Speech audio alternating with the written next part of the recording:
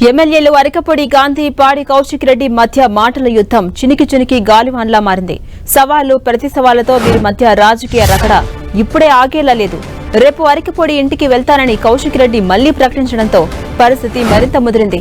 అటు కాంగ్రెస్ నేతలు సైతం తాము ఏం తక్కువ కాదంటూ తెలంగాణ భవన్ ను ముట్టడిస్తామని చెప్పడంతో పోలీసులు భారీ ఎత్తున అక్కడ మోహరించారు. బీఆర్ఎస్ నేత హరీష్ రావు నేతృత్వంలోని బీఆర్ఎస్ బృందం పాడి కౌశిక్ రెడ్డి ఇంటికొచ్చింది. దీంతో హైదరాబాద్ లో మళ్లీ ఏం జరగనుందనే టెన్షన్ మొదలైంది. శేరలింగంపల్లి ఎమ్మెల్యే అరికపొడి గాంధీ ఇంటికెళ్లి బీఆర్ఎస్ కండువా కప్పుతానని నిన్న కౌశిక్ రెడ్డి చేసిన వ్యాఖ్యలతో వివాదం మొదలైంది. దీంతో ఇవాళ ఉదయం పాడి కౌశిక్ రెడ్డిపై తీవ్ర స్థాయిలో విమర్శలు చేశారు పీఏసీ చైర్మన్ అరికపొడి గాంధీ. కౌశిక్ రెడ్డి వల్లే బీఆర్ఎస్ పార్టీ నాశనమైందన్నారు. కౌశిక్ రెడ్డికి దమ్ముంటే తన ఇంటికి రావాలని, లేకుంటే తానే 12 గంటలకు ఆయన ఇంటికి వెళ్తానని తెలిపారు అరికపొడి గాంధీ. ఇద్దరి దమ్మేంటో తేల్చుకుందాం రమ్మంటూ కౌశిక్ రెడ్డికి అరికపొడి గాంధీ సవాల్ విసిరారు.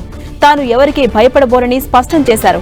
తాను ఇప్పటికీ బీఆర్ఎస్ ఎమ్మెల్యే అని, ఆ విషయాన్ని స్పీకరే చెప్పారన్నారు. సీనియర్ ఎమ్మెల్యే అయిన తనను కౌశిక్ రెడ్డి లాంటి వారు ప్రశ్నిస్తే సమాధానం చెప్పనని, కేసీఆర్ లాంటి వారు అడిగితే సమాధానం చెప్తానని తెలిపారు.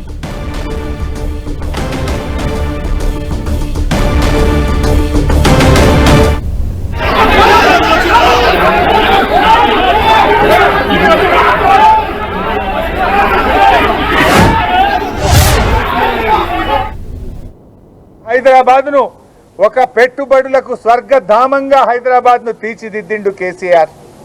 ఎవరైనా హైదరాబాద్ కు పోవాలనంత గొప్పగా 10 ఏళ్లు కేసీఆర్ గారు ఈ తెలంగాణను, హైదరాబాద్ ను నిద్ర లేకుండా రాత్రింబవళ్లు కష్టపడి ఈ హైదరాబాద్ యొక్క ప్రతిష్ట పెంచినాం, గౌరవం పెంచినాం, హైదరాబాద్ కు పెట్టుబడులు తెచ్చినాం. నీ పాలనలో ఏం జరిగిందో సవితక్క మొన్న అసెంబ్లీలో చెప్పింది. నీ 9 నెలల పాలనలో ఇవాళ ఈ రాష్ట్రంలో 1800 అత్యాచారాలు జరిగినాయి, 2600 మర్డర్లు జరిగినాయి, పెట్టుబడులు తరలిపోతా ఉన్నాయి. హైదరాబాద్ లో ఈ నగరానికి ఏమైంది అని పతాక శీర్షికన పత్రికల్లో వార్తలు వస్తా ఉన్నాయి. ఒక్కొక్క రోజు హైదరాబాద్ లో 4 మర్డర్లు అవుతున్నాయి, పట్టపగలు అత్యాచారాలు అవుతున్నాయి. ఈ హైదరాబాద్ లో పట్టపగలు ఎమ్మెల్యే మీదనే దాడి చేస్తే ప్రజలకు ఏం మెసేజ్ పోతుంది? ఒక ఎమ్మెల్యేకే రక్షణ లేకపోతే ఇంకెవడన్నా వచ్చి హైదరాబాద్లో పెట్టుబడులు పెట్టడా? అందుకే ఈ రాష్ట్రం నుంచి వచ్చిన కంపెనీలు వాపస్ వెళ్ళిపోతా ఉన్నాయి, పెట్టుబడులు రాకుండా పోతున్నాయి. హైదరాబాద్ ప్రతిష్ట దెబ్బతింటా ఉంది, మసకబారుతా ఉంది. హైదరాబాద్లో గౌరవం, హైదరాబాద్లో ప్రజలకు రక్షణ లేకుండా పోతా ఉంది. ఇలా ఆలోచించండి. ఇలా రియల్ ఎస్టేట్ వ్యాపారం మొత్తం బంద్ అయిపోయింది హైదరాబాద్లో. కొత్తగా కంపెనీలు రావడం లేదు, ఉన్న కంపెనీలు వాపసు పోతున్న పరిస్థితి ఉంది. ఇవాళ ఇది పూర్తిగా ప్రభుత్వం యొక్క వైఫల్యం, ఇది రేవంత్ రెడ్డి వైఫల్యం. రేవంత్ రెడ్డి గారు మీరేం చేయదలుచుకున్నారు? ఈ రాష్ట్రాన్ని 9 నెలల్లో 9 కమ్యూనల్ ఇన్సిడెంట్స్ అయినాయి. ఈ రాష్ట్రంలో 9 కమ్యూనల్ ఇన్సిడెంట్స్ అయినాయి. 9 ఏళ్ల కేసీఆర్ పాలనలో ఒక్కరోజు కూడా జరగలేదు. చాలా జాగ్రత్తగా కాపాడుకున్నాం ఈ రాష్ట్రాన్ని. మేము దాడి చేయలేకనా? ఈ రాష్ట్రం, ఈ ప్రజలు మాకు బాధ్యత ఉన్నది. ఎంతో కష్టపడి తెచ్చుకున్న తెలంగాణని మేము చాలా బాధ్యతాయుతంగా ఆలోచిస్తున్నాం. కానీ నువ్వు చేస్తున్నదేంది? ఈ రాష్ట్రం యొక్క ప్రతిష్టను మంట కలిపే విధంగా చేస్తూ ఉన్నావు. అందుకే మేము డిమాండ్ చేస్తున్నాం, సిపి గారు, డీజీపీ గారు, చట్టాన్ని కాపాడండి.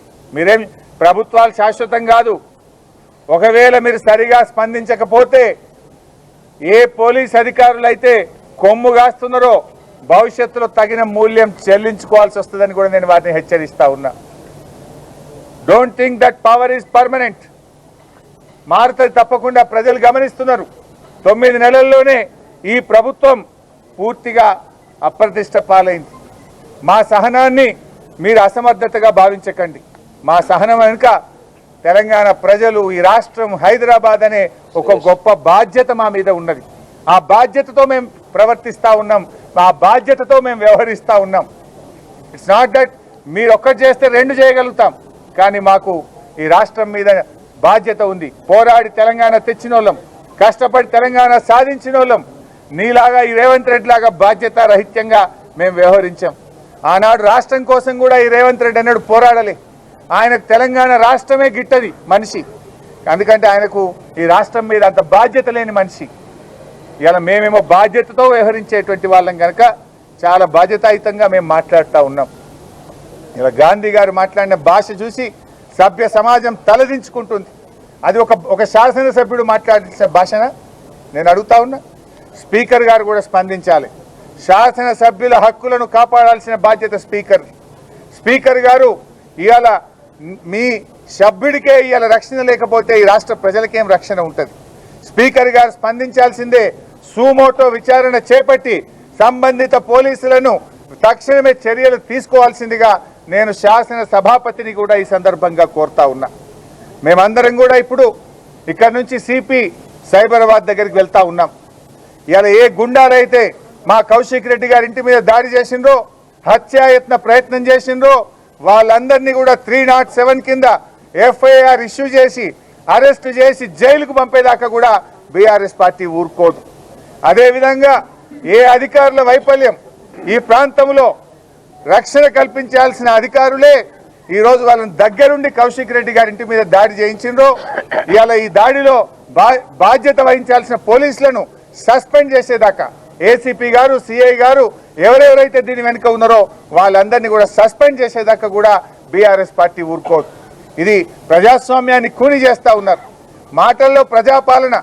రాహుల్ గాంధీ గారి చేతుల్లో ఆయన ఎంతసేపు రాజ్యాంగాన్ని పట్టుకొని తిరుగుతున్నాడు. ఏం రాహుల్ గాంధీ గారు, రాజ్యాంగం అంటే, రాజ్యాంగ పరిరక్షణ అంటే ఇదేనా?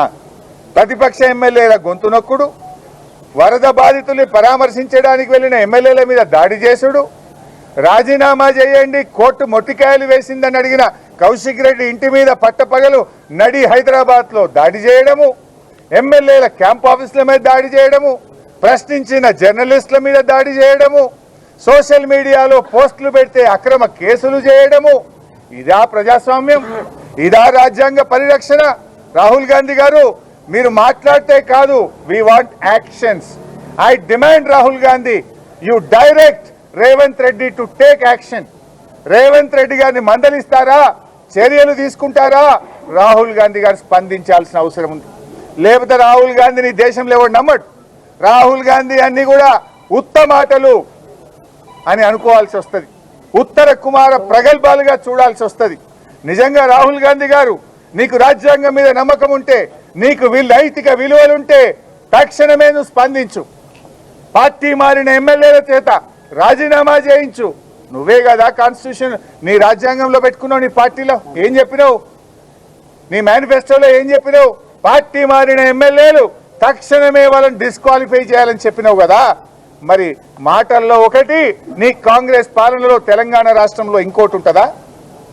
ఇఫ్ యు ఆర్ రైట్, నీ మాటకు విలువ ఉంటే, నీ మాట మీద నీకు విశ్వసనీయత ఉంటే తక్షణమే ఎమ్మెల్యేలను రాజీనామా చేయించు. ఎమ్మెల్యేల మీద దాడి చేసిన గుండాలను అరెస్ట్ చేపించి రాజ్యాంగాన్ని కాపాడు.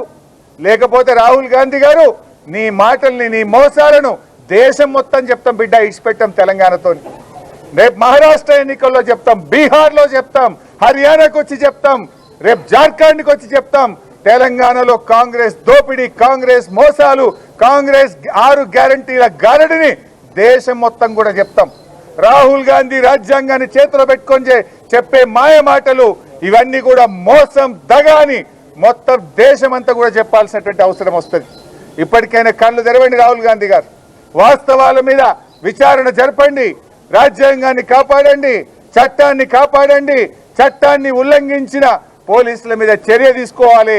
రాజ్యాంగాన్ని మరి తప్పుదారి పట్టించే విధంగా ఇవాళ ఎమ్మెల్యేల కండువాలు కప్పి ఇవాళ ఆ ఎమ్మెల్యేలను ఎవరైతే రేవంత్ రెడ్డి గారు కాంగ్రెస్ లో చేర్చుకున్నారో వాళ్ళందరి చేత రాజీనామా చేయించి తిరిగి ఎన్నికల్లో పోయే విధంగా ఆదేశం ఇవ్వండి.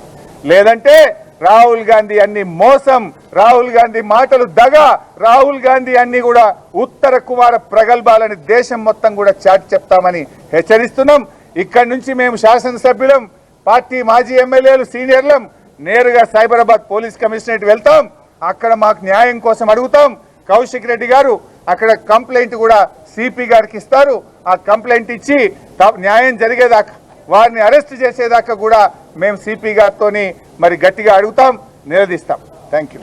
హరీష్ రావు గారు, ఇప్పుడు జరిగినటువంటి మొట్టమొదటి దాడి 10 సంవత్సరాల మధ్యలో ఒక ఎమ్మెల్యే ఇంటిపైన జరిగినటువంటి మొదటి దాడిగా దీన్ని చూస్తూ ఉన్నారు. ఒకటి ఆంధ్ర వర్సెస్ తెలంగాణగా మారుతుంది. ఆంధ్ర మూలాలు ఉన్నటువంటి దాడి అనుకుంటారా?